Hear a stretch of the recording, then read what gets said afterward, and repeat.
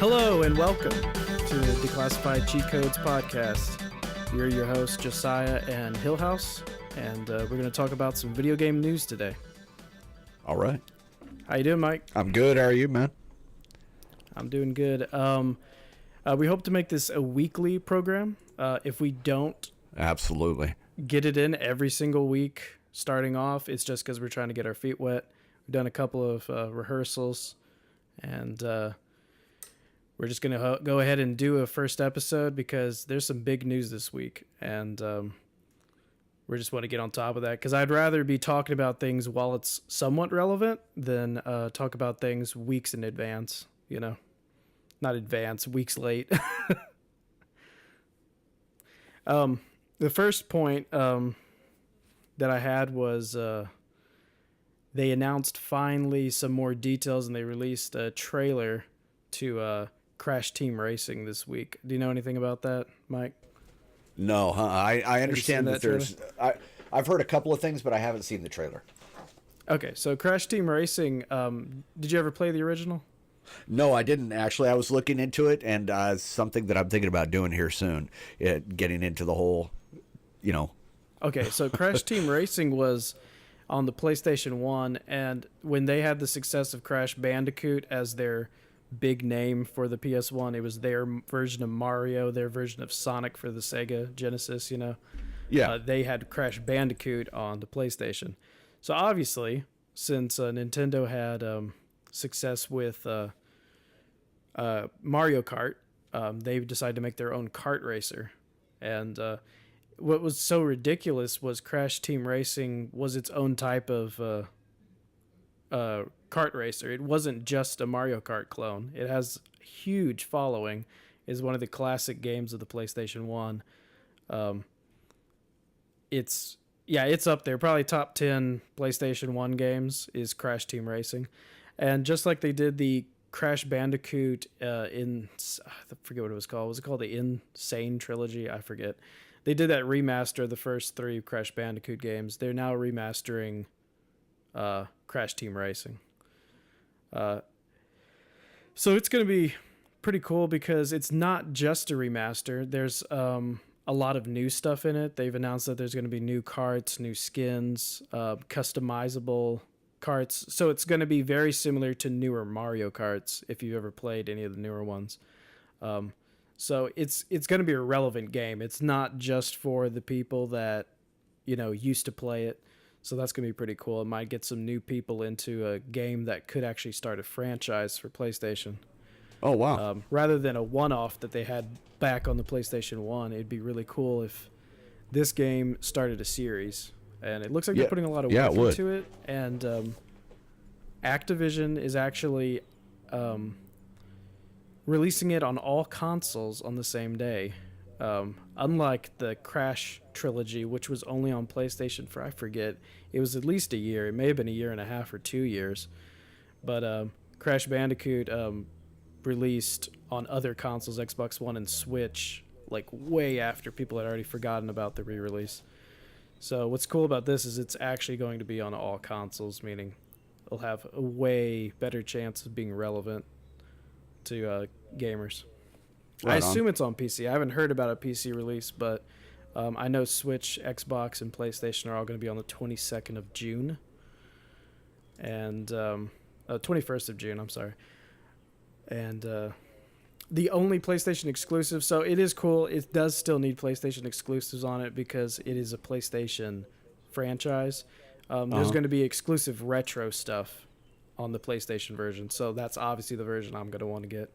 Because it's going to have like you can play the old maps and get the old looking carts and the old skins. So it kind of looks like the original. That'd be pretty cool. Yeah. Not to talk about the PlayStation Classic, which everyone hated on and bashed when it came out and how unsuccessful that retro console was. But Crash Team Racing was an obvious choice that was not on it. And maybe this is why. Maybe they knew that they were working on the kart racer, because I think they first announced it around December or January. It was very recently that they announced that they were working on it. But it's gonna be pretty exciting when it comes out. Yeah, it is. It sounds like it's going to be a good thing, man. I think Did you ever play any of the Crash Bandicoot stuff? like? Did you ever play any? No, a kart racer or any racing games. Because when I was younger, I played the Need for Speeds, and that's about it. I didn't play much other than Need for Speed and Mario Kart. Crash Team Racing, I had a friend that had it, but I didn't have it. So I played it on occasion, but I didn't really like play a ton of it. I'm just aware of it because I've seen it on Let's Plays and stuff. Yeah, I used to play like Mario Kart and stuff like that, but that was about it. I mean, I didn't really play anything too crazy as far as racing games, but you know, I mean, we didn't really have all that stuff, you know what I'm saying? As far as Yeah, and the thing is, to me, kart racers are the soul of racing games these days, because back in the day, back in PlayStation 1, things like Need for Speed were not hyper realistic. So it was still fun. And for me, I got out of racing games when racing games got too realistic, and for lack of a better word, they got too hard for me to play. Yeah. They were unforgiving. Any mistake you made would be a loss. Like all the NASCAR games they came out with were basically just turning left slightly and throttling. Yeah. So it just got boring because it was like either you were perfect or you were, everyone else. Racing games, in my opinion, they went downhill as they got hyper realistic. And the only thing that keeps racing games alive, in my preference, is kart racers, because it's just simpler. Yeah. It's less realistic. Physics aren't a thing, Well, it's what a game is meant to be, is simple. And I don't mean simple in a bad way, as if like a gamer is a simple person. I mean, it's just simple amusement, and that's what it should be. It should just be just basic fun. It shouldn't be, right. I've got to figure out what the tire pressures are going to be in each tire, and if I need to adjust one of the cam bars, or whatever it is that they do. Do I need to use a different spring in the left side or the right side so that I can win the championship? It's that basic kind of crap, Yeah, it's the same reason things like Farmville are way more popular than farming simulator games. Yes, because they're not. It's not work. A game shouldn't be work in order to. Well, you're going to have to work at it. There's always a grind. Like some games you're going to have that grind, but it's it shouldn't be a lot of work to get to the point where you can enjoy playing it. You know what I'm saying? Right. Agreed. It should be tough. They should have stages. They should have, do you want to play easy mode, hard mode? Do you want to play extreme mode? Whatever it is. Right. But I feel like the hyper realistic stuff, things like farming simulators, other flight simulators, things like that, they have their niche, and I think they should remain that. They should not be the mainstream source of it. I think that's what kind of killed racing games for a while, is the mainstream EA Sports and stuff would make very realistic racing games. And, there's the Forza and the Gran Turismo are the leaders in hyper realistic. NASCAR, that kind of crap. But even with Forza, their Horizon series is way more successful than their motorsport series right now, because it just breaks more rules. You can go off road, you can drive cars that are not Formula One racers, all that. There's just more of an audience for a game that allows you to do more. And in kart racers and in anything that has to do with a car, it needs to be open, and it needs to be fun and fast paced, rather than, like you were saying, a chore or a job. Yeah, exactly. I mean, it shouldn't feel that way. I think that's going to be pretty cool. Yeah. Yeah. Because not everyone is a is a car nut or is a racing nut, but they do enjoy the game. So I think the racing games need to understand that, and just kind of, they can make these hyper realistic games, but there's got to be a way for the average Joe to be able to play it too. You know what I mean? Yeah, I agree with you. But yeah, it comes out on the 21st of June. I think it's gonna be pretty cool. Yeah. More PlayStation news since we're on PlayStation. There, a lot of talk about the PlayStation 5 has confirmed that it's going to have a solid state drive in it. They announced that it's not going to be using standard disk drives. Oh wow! And it wants to use solid state drives, which kind of changes a lot of game design, which is actually pretty cool. A lot of games have the Mass Effect has the I'm not sure if you played that series, but there's an elevator scene that was famously used to hide loading screens. Metroid Prime used its doors to hide loading screens.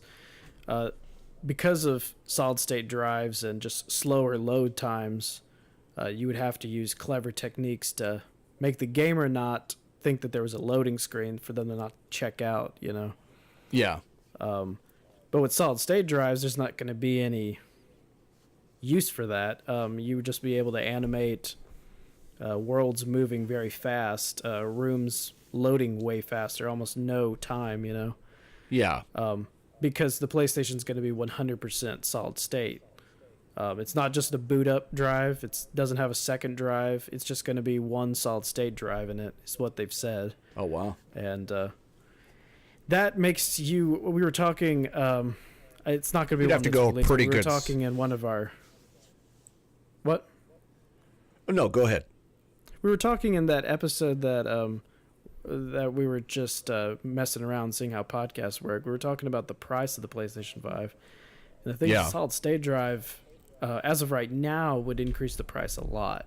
Oh, yeah. Even if they left it just 4K, which I hope that they listen to what people are saying and leave it 4K, because if they make it 8K, if they make it optimized for that, yeah, it's totally unnecessary, because 8K is not, what everybody's going to have.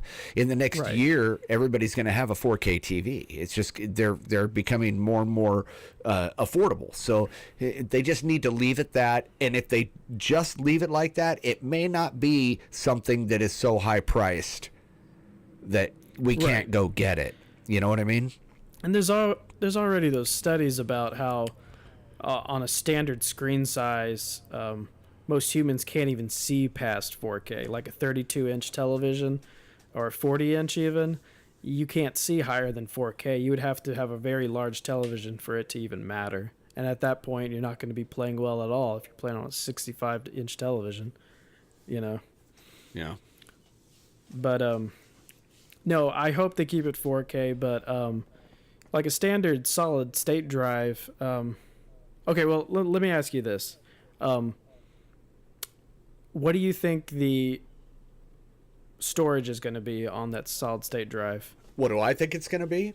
You're going to have to... If it was released today, what do you think the size would be? Probably 8 terabyte. That's very large. The reason why I say that, though, you have to understand. The reason why I say that, though, is because I think that they should be able to do something for you.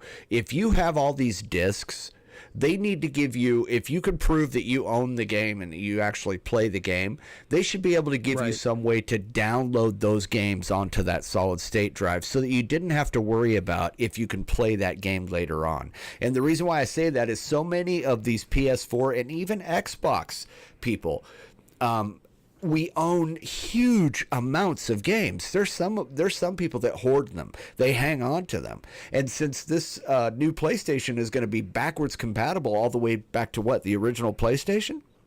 That's maybe. That's a maybe. I'd be surprised. I hope let's say it went back to PlayStation 3. Okay, let's say it only went back that far, which would be pretty damn cool, because that's a lot of games you could play. Because the PS4 doesn't even do that. Exactly, and you're talking about hundreds of games these people own, that they want to be able to put onto that solid state drive. I guarantee you most of these people would want to put every one of their games on there. But, you know, I say 8 terabyte, and that's just in the extreme of it all. But it's probably going to be more around 4 terabyte. Right, but you're talking about the multiplication difference between the last generation and the current one. Yeah. You're talking 360 PS3. Only at the end of the PlayStation 3's life did it offer a half terabyte. Before they were like 200 gigs or something. Something like that, yeah. 250 gigs, yeah. Yeah, and now they're 500 and 1,000 for systems. 1,000, 1 terabyte is usually 1 terabyte, yeah. the $300 level, and half a terabyte is your $200 level. That's just kind of how it's set. If you get a better deal, you just found a deal. But that's kind of how their MSRP is set up. Yeah. So what I'm saying is, if a system is $300 for a 1 terabyte, and that's what you're selling right now. You're talking probably 1 600. terabyte hard drive. Yeah, well, that 1 terabyte disk drive is $60. You can get an internal Seagate for $60. An internal 2 terabyte. I'm sorry, an internal 2 terabyte Seagate is like $60, but an internal 2 terabyte solid state is like $250 to $300. Yeah. So we're talking an extra $200 just because it's solid state. So either Sony's going to get a really good deal from someone that makes the drives for them, or everyone's joking and saying things like, "Oh, well, the solid state drive is going to be very cheap by the time the PS5 comes out." Well, if it comes out next year, it's not dropping as much as people are acting like it is. Like, it has dropped, but not that much. No. So. Yeah, you're 100% right on that. You're right on that. I'm thinking 2 terabytes is what I'm guessing. Yeah, you think? I'm saying 2 terabytes is what I mean. Maybe 2 years after the PS, if it comes out next year or this year, 2 terabytes. If it comes out next year, I could see the cost of a terabyte coming down in a year. Because they already have something that's bigger than a terabyte, bro. I guarantee you, they're sitting on top of their 1,000 terabyte, whatever they want to call it, the fucking megabyte. I don't know, but that thing is they've already got that. I guarantee you, they're sitting on top of it, but it costs them so much to put it together in a small form that. You know, in a small, compact little case that, there's no way that it's feasible for them to make any money off of it right now. But they have it. I guarantee you they've already worked on it. But, I can see it being I can see it being between 2 and 4. Yeah. 4 is a nicer looking number. Yeah. I find that these systems don't like things that are odd. I think they're more likely to do a 4 terabyte and add $100 onto the console than release a 3 terabyte. And I also see them. That won't look pretty. I also see them doing 4 terabytes at a decent price because of the fact that they're taking everybody's discs away. They have to. They have to go ahead and make some sort of concessions to their loyal PlayStation fans or even the Xbox fans, because Xbox is going to do the same damn thing. And they have to show some sort of. But it's more of a savings on space. Yes, it's more of a space saver than it is for, because think about this, if they go completely digital, they don't have to make any discs anymore. That's another cost that they get to cut. Everything's digital, so they cut the manufacturing of cases, of discs. All they have to do is print a digital download card, man. That's a whole nother talk. That's a whole nother talk. Oh, yeah. Like, the whole reason that Nintendo hardly ever has sales on their first party games is because those chips they use for their games cost so much. Exactly. If the system didn't have chips and there was no retail version, it was just a digital console, their games could go on sale, but they can't because places like Walmart and Target can't put their stuff on sale because of how much they're paying for it, because the manufacturers are paying so much. Exactly. That's what you get for using a cartridge that can't be mass produced or isn't readily available. It's exclusive. They can't just buy a Blu-ray like Xbox and PlayStation, so there hardly ever is sales. And by the way, I guess that's all I have to talk about that. Well, by the way, I do have a third thing. I'm going to hit on something that I hit on last week. Okay. Even though we didn't, Yeah, shoot. Okay. But yeah, okay. If you want, then I'm going to go ahead and I'm going to talk about this bill that they're talking about passing, where because everybody knows that, okay, you know, people have been for and against loot boxes for a long time. For as far as I can remember, probably the last 5-6 years, any kind of that kind of payment or reward where you could buy these loot boxes or anything, people have either been bitching about it or they've liked it, depending on, you know, how you play that particular game, whatever it is. Yeah, depending on your wealth. Yeah. Yeah, and you know, the most recent that I can remember is during the 2017 holiday season, when EA got in trouble and had to revise their implementation in Star Wars Battlefront 2. Yeah. And then a year, yeah, they were. Was it? I didn't play it. Was it because they were really high? It was people were buying these huge amounts, and a lot of it was kids, because kids were playing Star Wars. It affected the gameplay, didn't it? Yeah, and it affected if you were a crap player that didn't want to grind. Exactly. It gave you a completely competitive edge. So you could just go on and not do the grind that all these other people were doing, and you would end up going and buying these loot boxes, getting all the gear you needed, and all of a sudden you were an epic competitor in the game.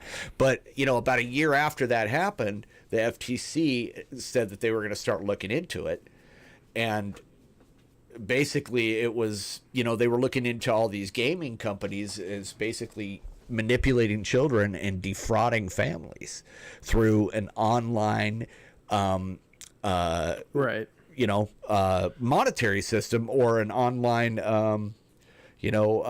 economy that was going on. And so and basically a lot of other countries consider it gambling. Yes, there's a lot of countries have outlawed it. Yeah. Well, actually, there's also several countries that say that it does not constitute gambling, and that, you know, like Ireland, Germany, Sweden. I was reading through it earlier today. Even the United Kingdom said that loot boxes do not constitute gambling, and they and that came from let me see here, Stanley Pierre Lewis, the acting president and CEO of Entertainment Software Association. That was a quote from him that I was going to give you. That he said these numerous countries, and he quoted some of the specific countries, said that they do not constitute gambling. But what's happened is there's a freshman senator named Josh Hawley. He's a Republican out of Missouri. And a few days ago, more than a few days ago, it's called the Protecting Children from Abusive Games Act. And it's a bill he wants to be pushed through that would protect kids from, there would be no pay to play in any way from any game that was targeted towards children.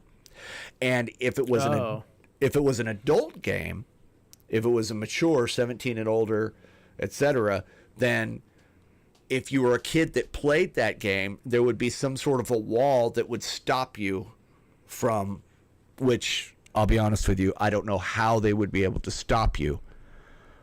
If they would say, you know, how's it going to be able to scan you with its controller and say, this is a child, his hands are tiny. No, maybe it's maybe facial recognition.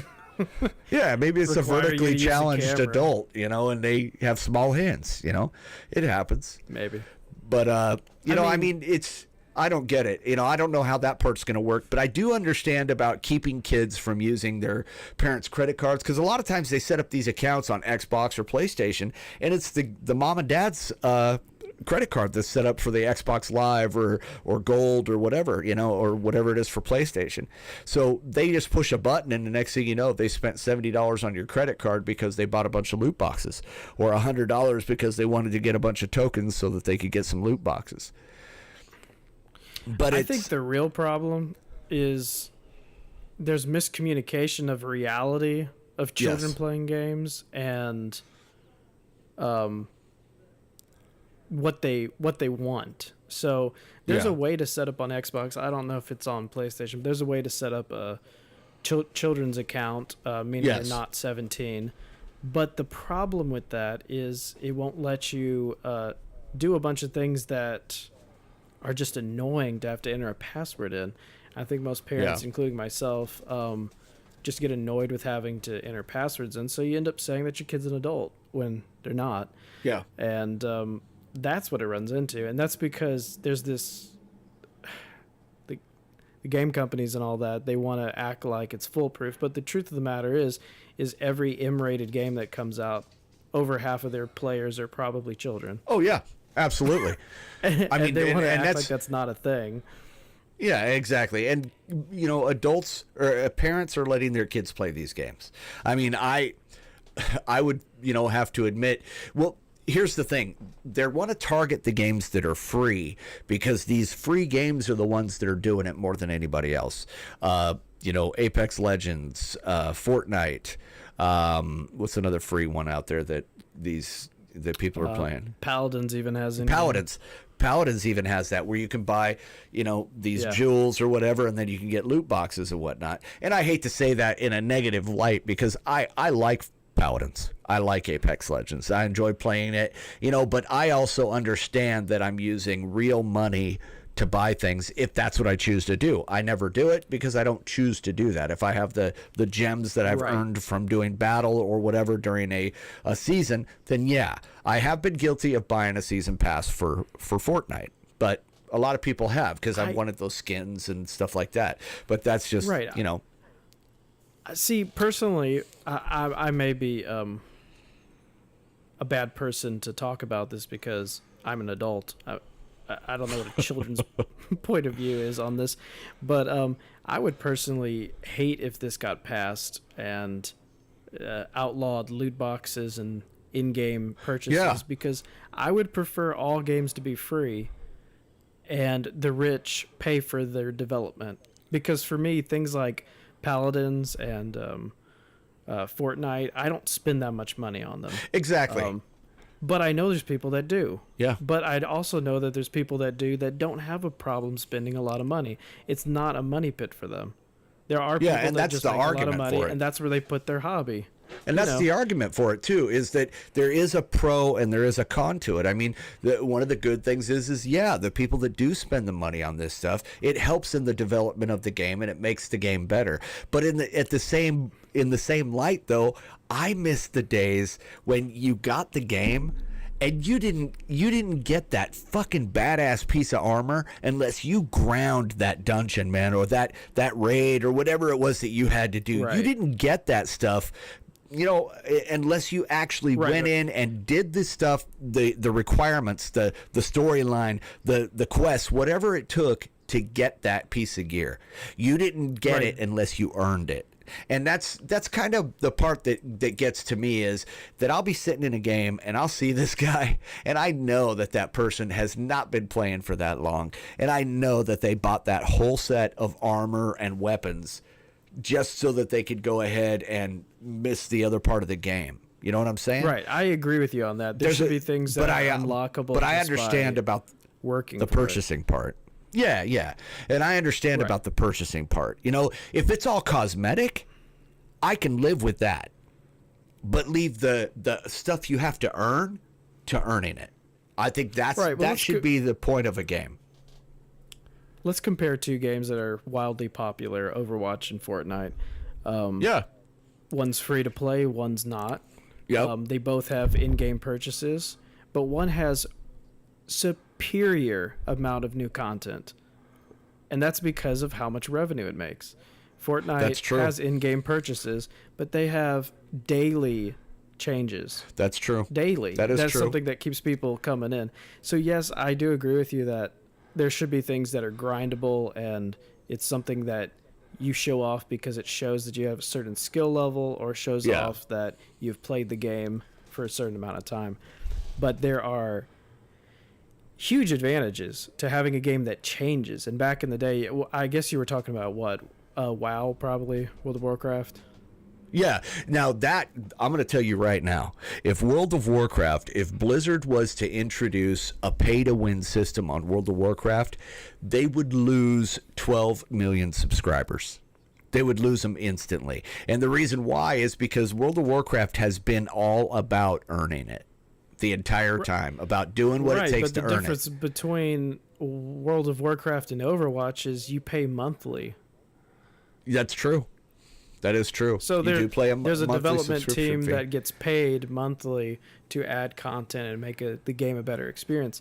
Things like Overwatch, I've really been hoping it goes free to play, just because that would increased be cool. amount of players means increased amount of loot boxes sold. But if Overwatch ever did go free to play, they would have to have a better business model of allowing people to make more purchases to allow the game to make more changes and be more relevant. The reason it's in the state it's in is because development can only do so much in a game that everyone's already paid $60 for. They're not going to get more $60 out of them, meaning it's all about how badly do you want the skins, which then turns to making the skins hard to get. Because if they pull all the skins they want in an event within 10 loot boxes, why would they hand any money to Blizzard, you know? Yeah, that's true. That's true. So I'm a pretty big supporter on allowing in-game purchases, because it allows the people with wealth to be lazy and the people with time to play a great game that is paid for by the lazies. Yeah. You know? But you gotta, you know, one thing that they're saying though about this guy is that if anyone could push this bill through, it's him. And part of the reason is this dude was one of the lead attorneys in the Hobby Lobby case.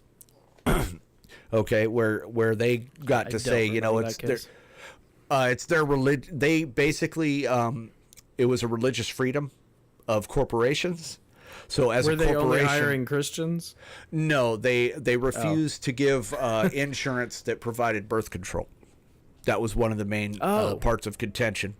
And they said they didn't believe in that. They said that they didn't believe in the insurance that provided abortion, and they weren't required to, you know, provide birth control. And so they argued that before the Supreme Court. But here's the kicker. Okay, the average age. Do you know what year that was? Oh no, I'm not even quite sure. I don't remember. I know it was probably. God, it wasn't that long ago, man. Probably less than 7 years ago. Yeah. Okay. But anyway, now one of the things that I was looking at earlier this week is somebody's claimed that the average age of a male gamer right now, as an adult, in the adult years, is 37. Did you know that? Is how old? Not is for my, you know, our generation, the not the 20-somethings, but is around 37 for the adult father is 37 years old, and this guy is right in there at 39. So he's like, you know, he knows, he sounds like he knows what he's talking about. And he's successfully argued cases in front of the Supreme Court. And now he's this freshman attorney, and what he's doing, or senator, I'm sorry. And basically what I think he's doing is he's picked a battle that he is pretty sure that he can make a dent in, or at least, you know, come very close to winning. And a lot of people, from what I've been reading at gaming companies and stuff, are actually kind of nervous about it because they think that it could actually happen. Yeah, and that's what I was also going to put my 2 cents in on is game companies like EA, Activision, Ubisoft are the ones that are getting targeted. Yep. But there's the whole thing about EA where they're trying to calm down their shareholders, saying that it's not a big deal, that even if they lost loot boxes, they would still be in good shape. And that should be true. If you look at the sales of FIFA physical copies, digital copies, that game is paid for by sales. It doesn't need a loot box system. But the thing is, there's this idea that things like FIFA are helping to pay for indie titles that EA picks up and helps fund. You know, they don't do it much, but there are titles that carry EA. You know, their sports series don't need loot boxes. They were doing fine before loot boxes, and they'll do fine without them. You know. Yeah. Yeah, I mean, there's a lot of contention on either side. I've been reading some of these forums, and You know, some people, you know, there's a lot of pissed off people on both sides of it, but you know, and one of the things that it comes down to is you know, if we're going to be able to have these games, you know, parents should be able to have some more control, I think.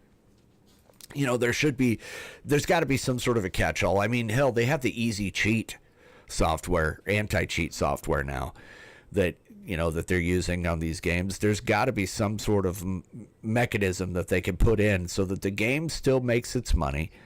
But, you know, how are you going to do that? You know, I mean, that's just the thing is I've been racking my brain trying to think of, well, you know, yeah, you put in your profile, but anybody can put their date as to, hey, I'm an adult.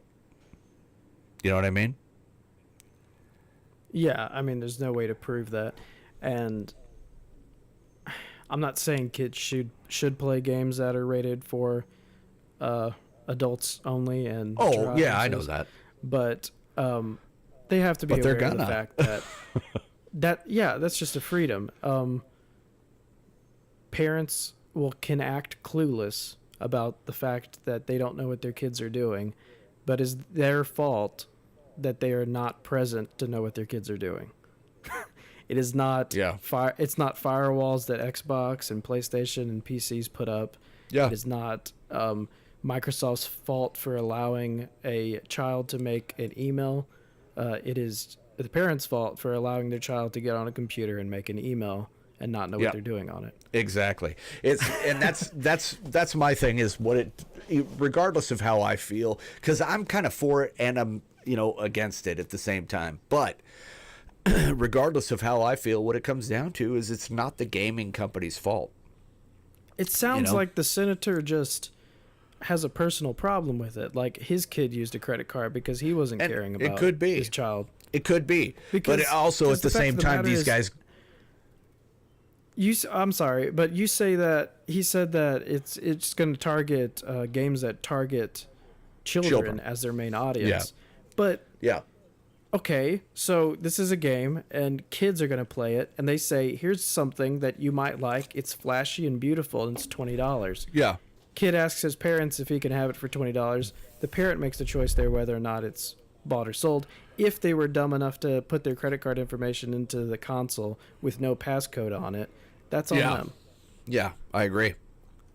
And then what are you going to say next? That you can't market toys to children? They have a movie about ugly dolls. It's the easiest thing to market. It was already a doll. There's a movie about trolls, Transformers. These are things that are selling to kids. Yeah. You can still say no to them at Walmart. You can. You can. And you can also say no that they don't have to have that chest. You're absolutely right. But that's what it boils down to is it boils down to parental control of the game. You have to parent. It boils down to parents blaming someone else for their problems. Yeah.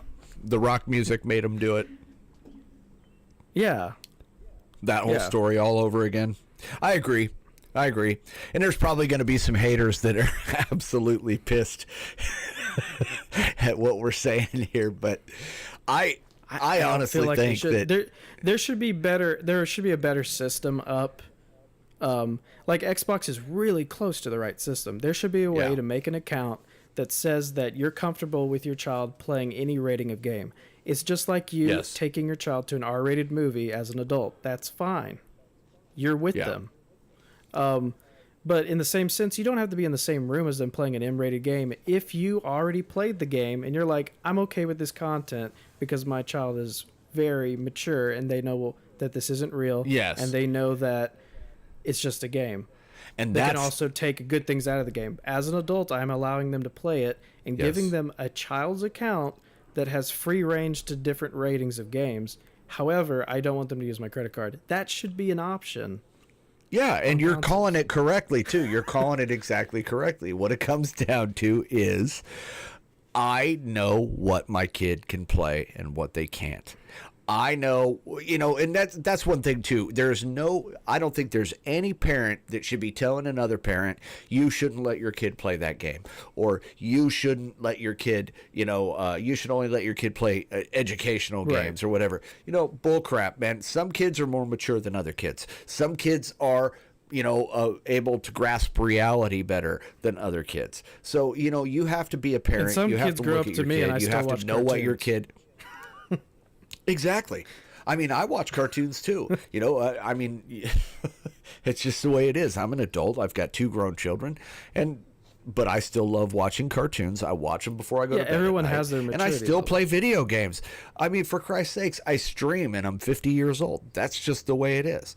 I stream video games. That's called progressive. Exactly. Well, yeah, yeah, it's called progressive, but it's that's just who I am. It doesn't mean that I'm a bad citizen. It doesn't mean that I don't have a full-time job, and it doesn't mean that I don't pay my bills, because I do. I pay my taxes, Right. I vote, and I do all that shit. But I just happen to love video games, and I happen to love watching cartoons. That's just the way it is. But parents have to be parents. Parents have to be able to. They have to be able to determine, they have to be able to say, no, you can't have that, or yes, you can. And these gaming companies, or these senators, need to understand that is basically what is happening. It's not these kids that are doing all this stuff. It's the parents that are doing it. And like you said, if they don't put the password on the damn console, then some kid is going to spend hundreds of dollars on something. It happens. But you're the dumbass that didn't put the password on there. Right. Yeah, and excuse I think my bluntness. No, it's true, because I think the compromise, I mean, it is important to make a big deal about this, but they're missing the point. I think it's completely missing the point. I think that the consoles and gaming peripherals just need a little bit of tweaking on privileges. And the thing is, they don't want to admit that it probably is designed to allow you to make that choice, because I had to make that choice. I had to give my child free range with a credit card and just trust him to make the right choices, and say, if you ever use it, you're not going to be able to play, because that's your punishment. Yeah, exactly. But I had to make that choice and hope that he makes the right choices. And they want you to make that choice. They want you to say, is he not going to be able to play any games? Or am I going to let him use that card? Yeah. And the thing is, either you keep taking the card off every time, or you have to keep entering the information in every battle pass that comes in. You have to re-enter your card information because you deleted it. Yeah. Oh, it's a month. Oh, we got to re-enter the battle pass card information because I have to get it again. Some kids you'll have to do that with. Some kids you'll have to do that with. Yeah. It's just how it is. I think it comes down to they need to realize that consoles need a little bit of tweaking on the walls that they put up for, transactions. And there needs to be a medium between treating your child as an infant or you're an adult. Yep. There needs to be a middle ground. They need to design the consoles to aim towards the Fortnite crowd, which is 6 to 12 probably. Because that's what this bill is. They should just call it the Fortnite bill. They're talking about loot boxes, but you know what they're talking about. Oh yeah. If anyone talks about in-game currency, it's Fortnite. Yep, exactly. It's exactly what it is, and that's what they're going to target is those games, and that game probably in particular. Great. So we're gonna end up watching C-SPAN, and we're gonna see Ninja, friggin', testifying before Congress. Great, blue hair and everything. Let's move on. On to the next. Yeah, let's move on. This is a very short piece of news, but starting, I think it was Thursday, Xbox started a Xbox giveaway for Game of Thrones, where they're giving away 2 Xboxes, one on Facebook and one on their Twitter. Up until the 22nd, you can enter it. The Facebook one, all you have to do is like the post, I believe. And Twitter, all you have to do is retweet it. That's what they call it on Twitter. I don't use Twitter, obviously. You just retweet the post, and it enters you for a chance to win an all-digital Xbox. And there's 2 different ones. So that's pretty cool. I went ahead and entered that anyway because I like the idea of the all-digital Xbox. Yeah, so do I. I could use one in the bedroom. That sounds bad, but I could use one in the bedroom, because it doesn't take up as much space. Hopefully one day when they redesign it. Right now it's in the same case, but an all digital Xbox is what I'm talking about. The idea of it is really attractive because it's basically just a streaming box that has the ability to stream, games. But right now they're not promoting this streaming box. I know I'm jumping the gun talking about a different thing that's not out yet. The Scarlet Box.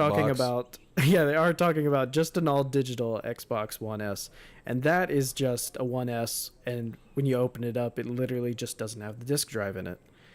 And they MSRP $50 cheaper than their counterpart. Like a $300 Xbox One S 1 terabyte is $250 all digital, which a lot of people were upset about. They're like, oh, if it doesn't have a disc drive, it should be stupid cheap. A lot of people were saying that they expected it to be like $150 for the terabyte.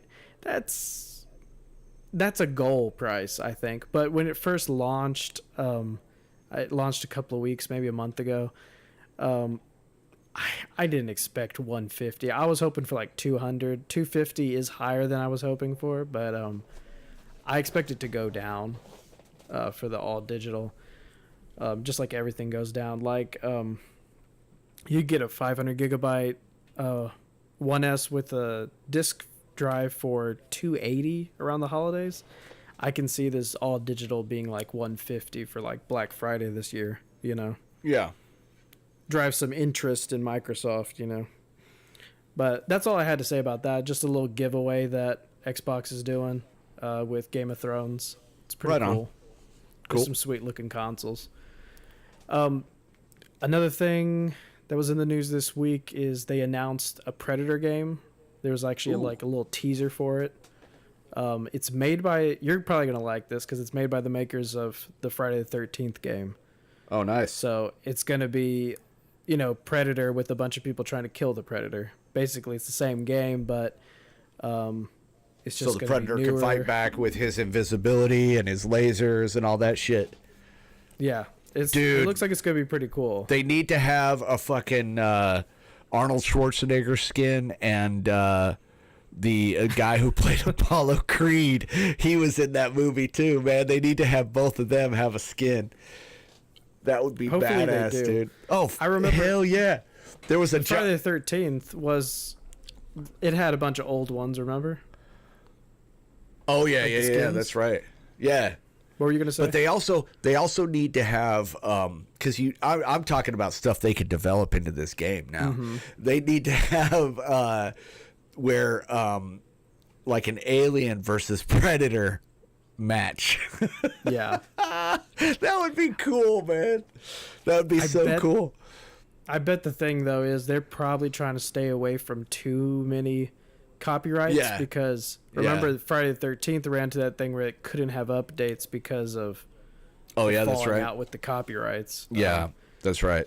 I'm sure they're going to try to play it a little bit lower key on this one, probably do as few references as they can to keep the game updatable. But I'm pretty excited about it. It's scheduled for sometime in 2020. I don't think there's a month yet on it. They just said 2020 on the teaser, but I think that's gonna be pretty cool. Do you have anything else that you're gonna talk about? Yeah, man. Fortnite Season 9 has just started. You've been playing it a little bit, and there's some really cool things like that are Have you noticed the tubes that are all over the map? They're the wind awesome. tunnels. A lot of people hate it. They're called slipstreams, but one of the cool things that I like about it is because yes, you can get from one part of the map to the other very quickly, but projectiles and vehicles can also enter the slipstream, and you know that is going to cause some shit. Right there. Yes. So one of your enemies jumped into the slipstream, and you decide, you know what? Throw a bullet in there or a grenade and let it go, let it do its thing. It's also a really easy way to get top 10. Yes. You just stay in it forever. Yeah, but people are going to get onto that, and eventually you're going to get hit with a vehicle or something, and it's going to take you out. One of the new things that I saw, too, is Tilted Towers and the shopping area. I can't remember the name of it. Is now, they're gone, and they're replaced with Neo Tilted and the Mega Mall.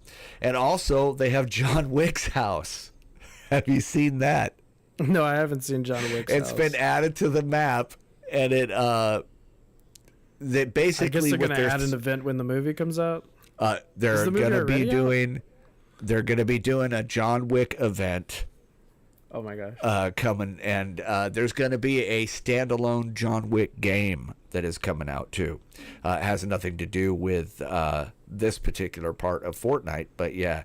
And so one of the things I thought that was really kind of cool, and they have these gusts of air vents now that fire you up into the air. The nice thing about it though is that it will not create any fall damage. You're immune to fall damage when you go on these air vents. So you can use those to move around the map or hop around a little bit, and basically you will not get any fall damage no matter how high into the air you're sent.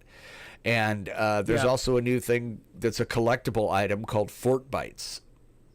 And that's new. That's exclusive to Battle Pass owners. There's 100 of them in Season 9, and once all of them are found, they're going to give you some sort of a secret. It decrypts a picture or something that it tells you. And also the combat shotgun.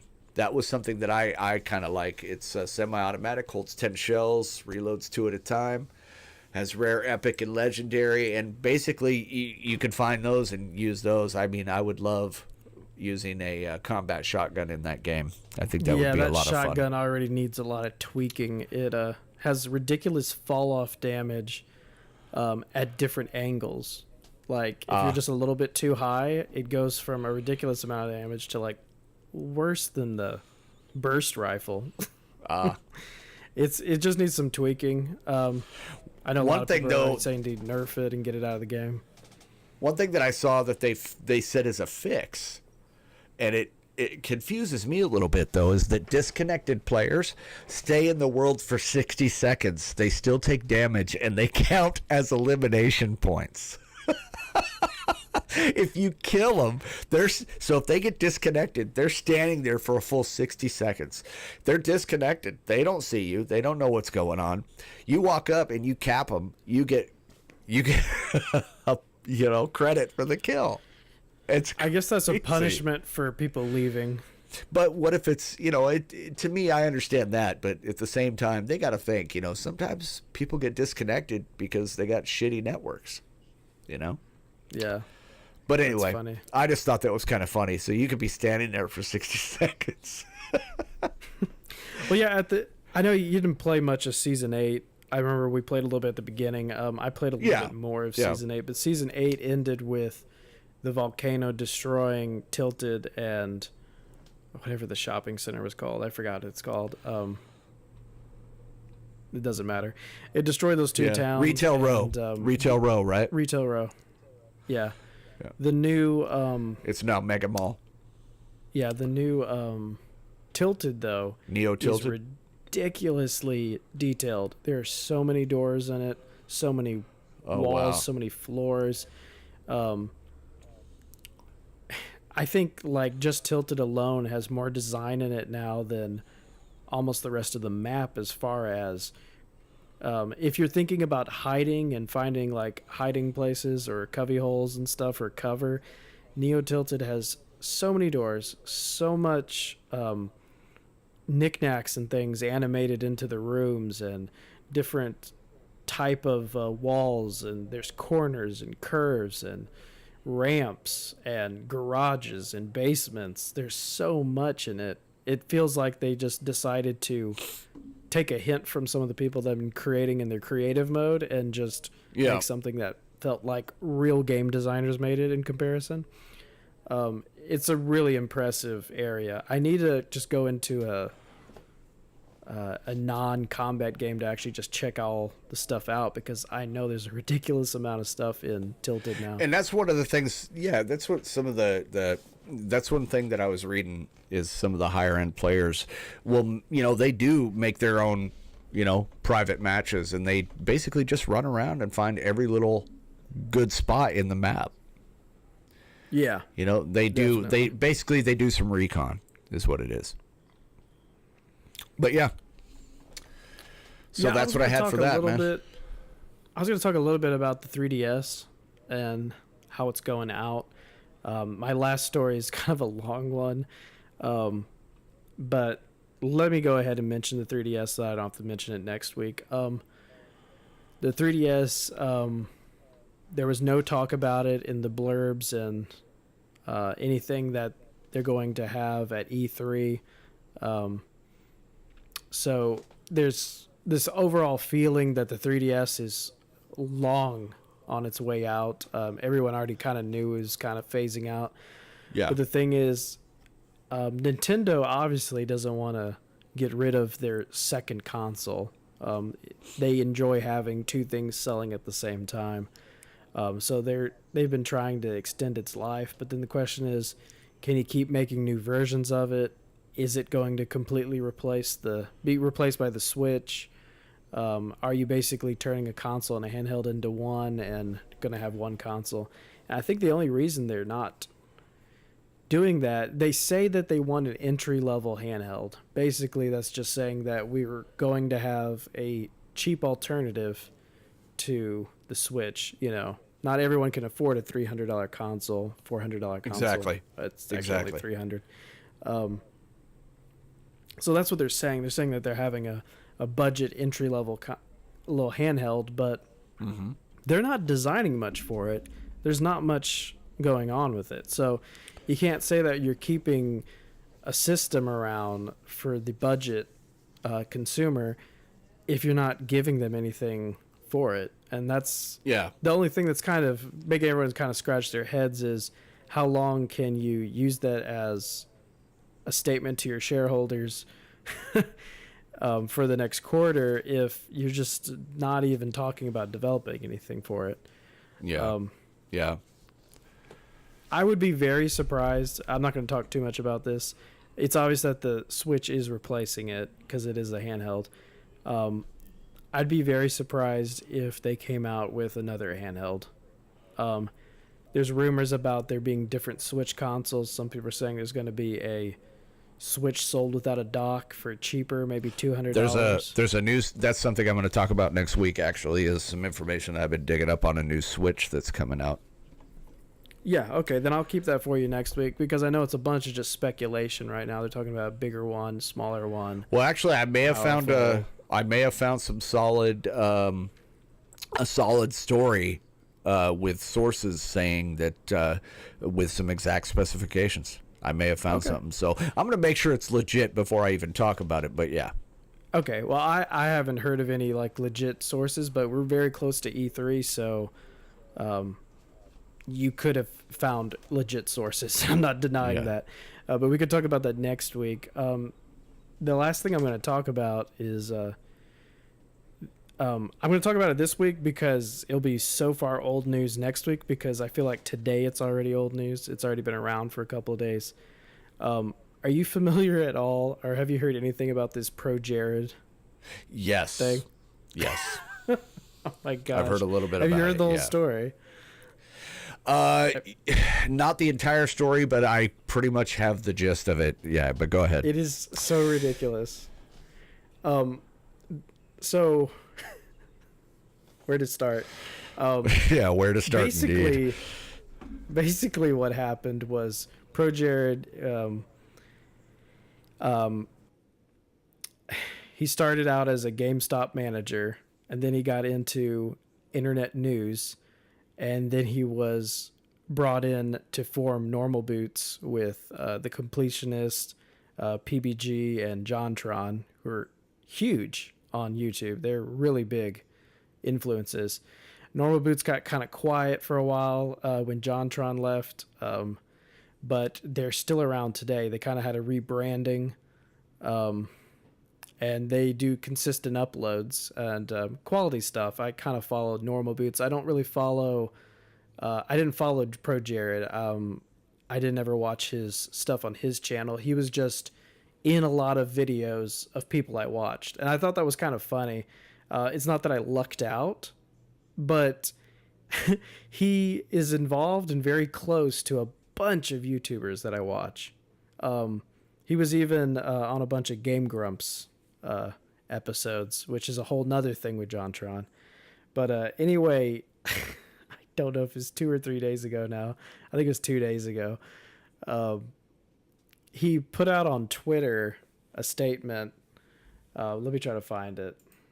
His statement was, I know this may come as a surprise, but me and my wife, Heidi, filed for divorce, and upsetting for many of you.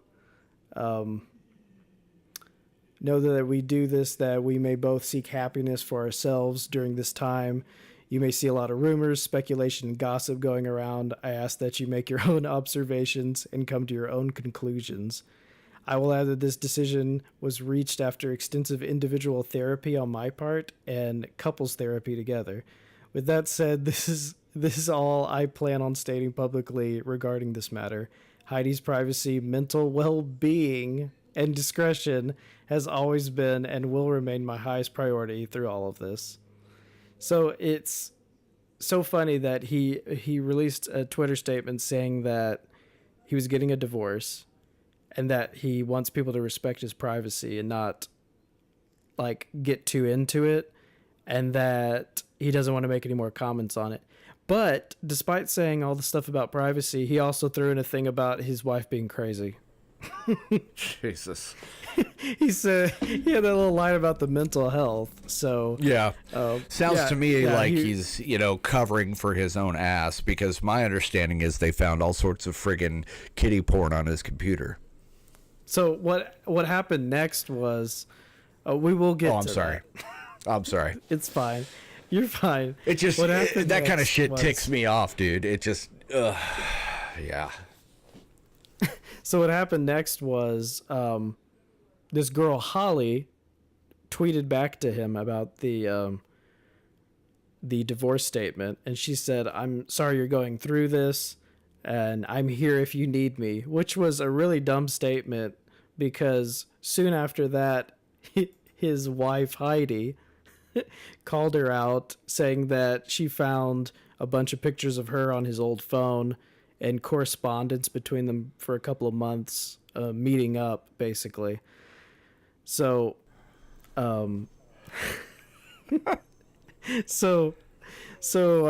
she basically was the biggest idiot in the world, commenting on his divorce tweet, basically putting it out there that she was very close to him. So she called her out on that. Since then has gone quiet after a couple statements back about saying vague stuff like people can believe whatever they want. She never specifically said she didn't do it, but she kept tweeting things like people can believe whatever they want. It's the internet. People can say whatever they want, stuff like that. And then the thing is, Heidi called out Projarred by saying that she didn't have any idea what he was posting on his Twitter because she was blocked. So basically what happened was Projarred blocked his wife and then posted a thing about getting a divorce. And this is all after apparently she found his old cell phone with a bunch of pictures and correspondence with this girl that had up to recently been married to someone in a different channel, the Game Grumps channel. And this is all part of their gaming community on YouTube. This is a very close-knit group. And they're just trading off wives like ABBA. And and I don't know. It gets worse from there, because what happened next? His wife, I think she tweeted about it. Yeah. She was talking about how Jared had set up a Snapchat account to get nudes from fans because it was helping his mental health or something, and which is ridiculous. But then after that, people started tweeting that they had communicated with him way back on Tumblr when he had another account that he didn't tell anyone about, where he was asking people for nudes on there too. And then only one person, there hasn't been multiple people, but one person claimed that they were 16 years old. This is all allegations. This might not be true. This is one person. Yeah. But there was one person that was 16 at the time, and they claimed that they made it very clear to him that they were 16, and he was still going through messaging them and exchanging pictures. Oh, wow. So it went from him cheating on his wife and basically upsetting an entire community that he was a part of. Yeah. And it then quickly, within hours, turned into he could be going to prison. Yeah. You know, it went downhill really fast. It sounded like he tried to do some sort of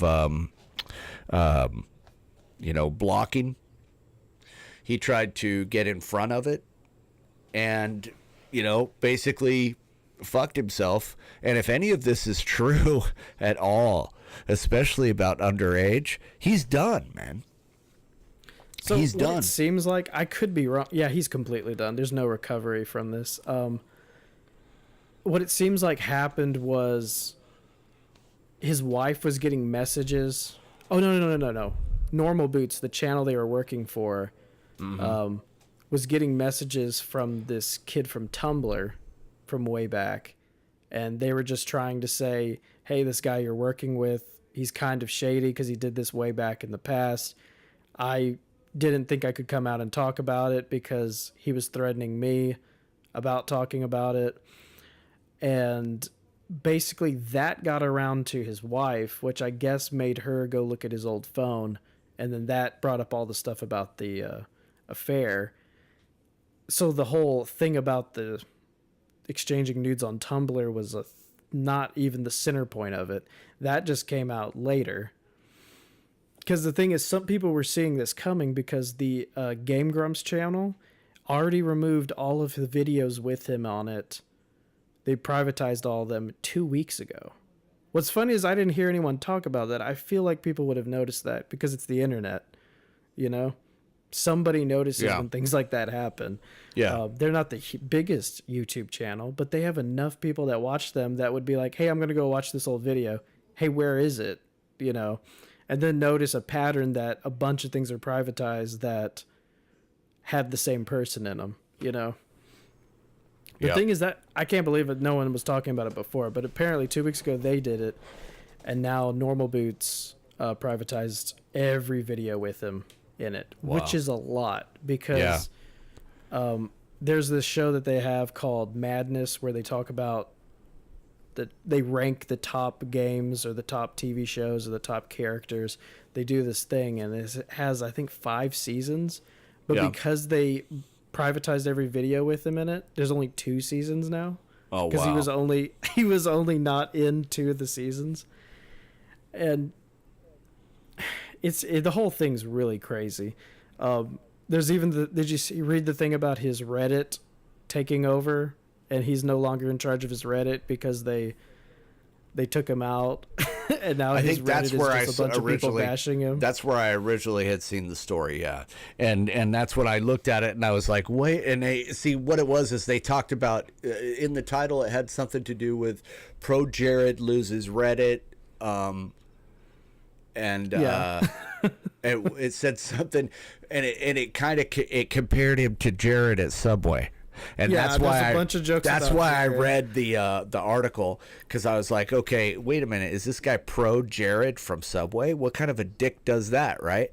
Well, then I read and I'm like, okay, he's the same kind of dick that Jared from Subway was. He's just unfortunate that his name's Jared. Yeah. There was and if it's true, then it's like, okay, everyone named Jared is in trouble right now. Right. I read somewhere, I don't know if it was Reddit, but someone made a comment on some post and was like, just go ahead and not name your kid Jared. Yeah, exactly. About it. But I'm sorry what for a horrible story. His name is Jared. I'm sure. Yeah, exactly. I'm sure you Just are don't, too. Yeah. Don't send me any nudes, please. Yes. But, no. I don't need a grinder handshake. Thank you. Not again. No dick pics. And it's funny we're joking about that because that's what was brushed off back when he was on Tumblr asking for nudes. Him saying send nudes was supposedly a joke. He was saying that it was just a joke. Well, the that's the thing though. That's the thing though, because I've heard other streamers and other YouTubers say the same thing, and they put on their send nudes. There even Ninja. I've seen a video of Ninja where he's saying, "Do not send me dick pics," but his head is going up and down, and he's looking with his eyebrows going up and down, like, "Yes, send them to me." Okay, so yeah, it's a joke for some people, but at the same time, if not you until get the those, lawsuit, exactly, and if you get those dick pics or you get those nudes or whatever it is that you're getting, guess what? You asked for them, buddy. You asked for them, and somebody believed you, even though you may have said it was a joke. It no longer matters at that point. You own them. It was sent to you via a computer, and if, by God, if you got something from somebody and they told you in that email that they were underage, you immediately take that shit to the police, man, and you let them look at your computer, you fucking comply with the law, and you block that person from ever contacting you again, because you do not want that crap coming up and biting you in the ass later on. You just don't. There's people that they catfish you. They catfish you, man. And those people are meant to trap those actual predators. And those ones I'm thankful for. But you could get yourself in a lot of trouble if you just ignore shit and just let it build up, which very well could have happened. I want to give the guy the benefit of the doubt, but my gut is saying, nah, he's a creeper. Now, the thing is, I understand that we're all human to an extent, and I know people can boycott him and all that because of how he treated his wife and cheating on her and stuff. I get all that. But that's between her and him. Right. But the stuff that came out about the exchanging nude stuff, I then understand why people are unsubscribing from him. Yes. And people are tearing him down. I understand that. Yes. If it was just the first part, I don't think it would have been as bad. People have been like, okay, that's like fucking every celebrity. But anyway. Yeah, basically. But the other part is where you get into Jared territory. Yes. That's where you get into Devil Jared. You get into the Hall of Jareds. The Hall of Jareds. Dude, you ever watch the Super Friends? Yes. That's the voice I heard when you said that. The Hall of Jareds. It's not a hall you want to later on in the Hall of Jareds. See, that's the thing. We're not hating on all Jareds. You just don't want to be in the Hall of Jared. No, you do not want to be in the Hall of Jareds. Just don't be that Jared. No, don't be the Jared talking about the footlong. That's not what you want. Because the only thing I disagree about is them privatizing content with him. And maybe Normal Boots is doing it to not have a bunch of negative content. That could be. On the comments and stuff, and people disliking all of them. Maybe they're just avoiding until everything kind of passes. Or if they're doing then I agree with that. But they made the smart choice, because if you think about it, even look at okay, let me use this as an example. Because they've announced that they're already not working with him. They've announced that he's already what about not all part the of their... Exactly, and that's what they should do, because look at the TV networks and Bill Cosby. Let's use that as an example, okay? When all that stuff came out about Bill Cosby and then it ended up being proven in court that he did what he did, they stopped showing the Cosby Show.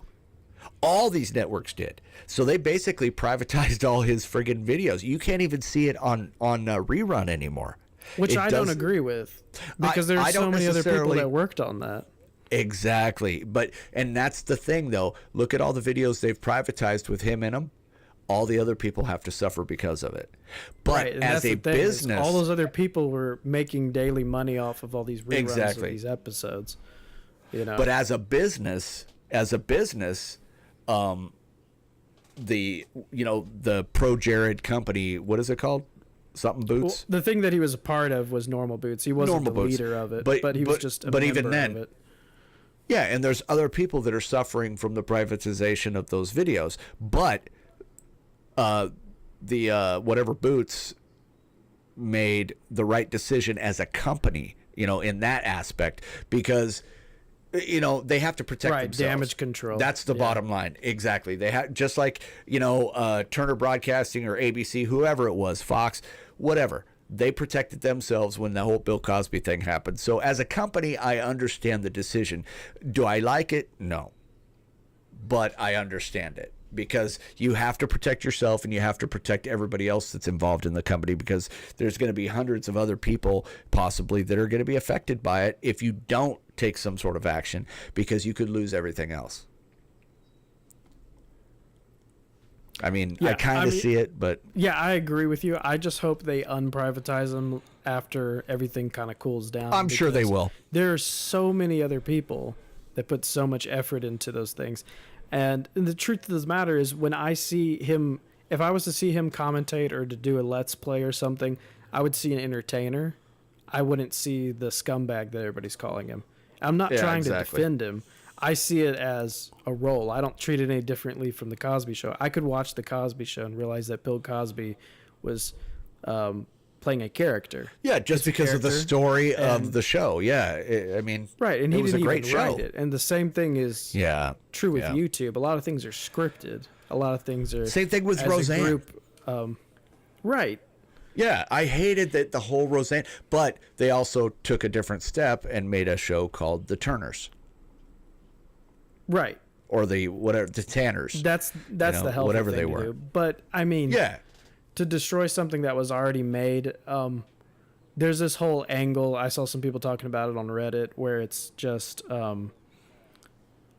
you can't just destroy history because you don't agree with it. Like, I'm a firm believer that you should be able to see Disney's Song of the South for historical purposes. It shouldn't be buried away just because they're embarrassed about it. Yeah, exactly.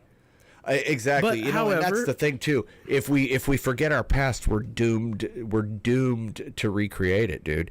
If we forget where we came from into what we've grown into, we can't forget all the ugly stuff that's happened in the past. If we do, then we're doomed to repeat it, dude. It's going to happen again. It may not be the same people doing it, but it could be completely reversed. But we're because doomed we're talking as about a species to do it. Rewriting history. People are like, oh, that's crazy, that's not going to happen. And they're like, oh, Wikipedia is not a good source information because they can just flip a switch and change it. No, not exactly, but to an extent. Once you get in a little bit of a habit of rewriting history, privatizing videos just because somebody's in it that you're not associated with anymore, it's going to turn into taking down whole channels because a guy that was behind the camera punched a guy because he said he was gay or something. It's going to turn into the smallest things are the things that make people disassociate with something. And you're not saying that punching a guy that says he's gay is small. You're not saying that at all. You're not saying I'm saying that punching a guy that says he's... But no, I'm saying that the two people involved were not even people that you knew. Like, they weren't celebrities. I'm saying that it's Joe Blow. They had nothing to do with the on-camera. Yeah, they had nothing to do with the content. You can change Joe Blow. Yes. Yes. You could change Joe Blow with a different guy operating the camera. Not saying that camera work is not an art. I'm just saying that holding it still is not that big of a job. But I'm saying that... I'm sorry to all of our camera operating listeners. We're getting into really bad territory for episode 1. I'm just saying, you bring up Roseanne. You brought up Roseanne. I was already getting scared. And Bill Cosby. For the record, you brought up Cosby and Roseanne. I'm just defending Projarred. I'm not defending Projarred. I was using them as examples. But last point I'm going to say about them. So, I mean, I don't believe that they should be privatizing them forever. I believe they should bring them back because forever. They were great content creators were on there. Even Projarred is a great content creator. He didn't get to where he was because he was bad at what he did. His personal life is terrible. He might be a terrible person. He probably is. But as a content creator, he was a good content creator. No one's going to deny that. Yes. The thing is, I'm getting into really deep stuff here. But the thing is, as Americans, we pick and choose our fights, and who we hate. We don't hate. That is very true. we don't hate Michael Jackson because of anything he did. Everyone acts like he's a saint today. However, we hate Arnold Schwarzenegger because he slept with his house cleaner. Yeah. Maid, yeah. And I don't even hate him for that. That was one of the things. I'm like, why? Who cares? That's between him and his wife and his new kid. Has nothing to do with us. The only reason we found out about it is because he's famous. That's it. You're like, yeah, I don't care about it. That's between him and his really ugly wife and his beautiful maid. Which is actually not true. I think the maid was pretty off-putting. They're but both anyway. Yeah. I mean, Schwarzenegger's not much of a catch. He looks like he's got injections everywhere. And now we're calling people ugly. Oh, we're gonna win. We're gonna win. It's an opinion. We have opinions, okay? You just have to be firm with your opinion. Yeah, that's true. As firm as a Jared. Okay, well. Anyway, my last point was there was a funny comment that I heard about the whole Projarred thing. H3H3 did a podcast on it where they talked about it. I didn't watch the whole thing, but I caught Ethan from H3H3 said that he said an example which I don't quite agree with, but he said, did you ever notice that when there's small groups of people, like little cliques in any community, they start swapping sexual partners and then everything blows up? Like, it always happens. And the funny part is it is kind of true. It does happen. And he was comparing it to like a group of college friends. Okay. When they're in a small group, there'll be a person that ends up switching partners, and then it blows up the whole circle friendship. And it happens. I mean, I can witness that it happens with group of friends at work. It happens in college. It happens apparently with YouTubers, because this was a small community of people, of friends, and guess what? Small world. This girl is your wife, and I'm tired of my wife, so I'm going to be with your wife. So, oh my God. I mean, it happens. I mean, it happened with ABBA. I already talked about ABBA. Yeah. But I mean, when you don't communicate with many people, I think that is the commentary I'm having on the subject, is when you have a small social group. Yes. Those people in that social group are the people you socialize with the most. And relationships, the definition of relationships are people that you have a social interaction with. And I'm not saying that just because you're friends with the opposite sex or whatever sex you're attracted to that you're going to sleep with them. But what I'm saying is there is some merit to the idea that when you have a small group of people, you're most likely not cheating on your wife with a 1-800 number. It's probably someone in your group, Exactly. Well, that's what happens. Take this for instance. When you get into a salaried member of management position. That's something that was actually discussed in one of my trading classes, is that, you're with this group of people so much. Let's say you work for a major retailer and you're in upper management, so you're there all the time. You're with those 6, 7, 8, 10 people all the time, more than you are with your own family. So sometimes relationships develop, and that does happen. And they say that is why, is because you're with those people so much that it's basically, that's your social life right there, because you're there's there always the all one the person time. that gets around too. Exactly. There's one that usually but that's does. true with any social circle. Yes, it's true. That's true. It's true in frats. It's true in Boy Scouts. It's true in anything. That's a whole nother show right there. It's true with anything.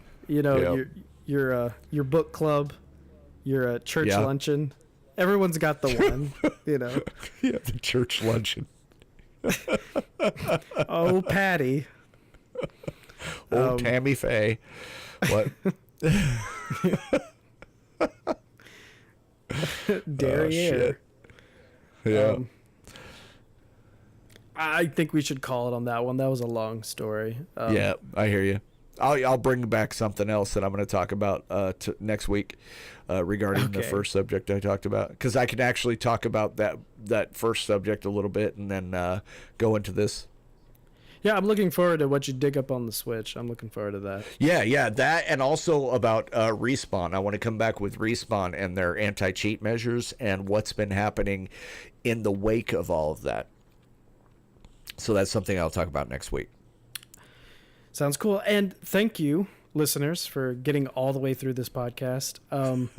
We do have plans on having a more structured podcast with more parts. We're going to have more little, not skits, but there's going to be little sections where there's more variety to the show. Sorry that it's not here already implemented, but I figure that you've bored through enough of us talking about Jared's and Abba's. But there will be more. Yeah, we're going to have absolutely. a Facebook page up. Go send us a like or click on it, whatever. Smash that like button on that Facebook page. Swaddle that share button. And we will be trying to do weekly shows. I'm not sure yet what day we're going to be releasing them. We'll get a rhythm on when we release the show, but we will try to have weekly news shows. And hope to see you then. Peace and blessings. All right, buddy.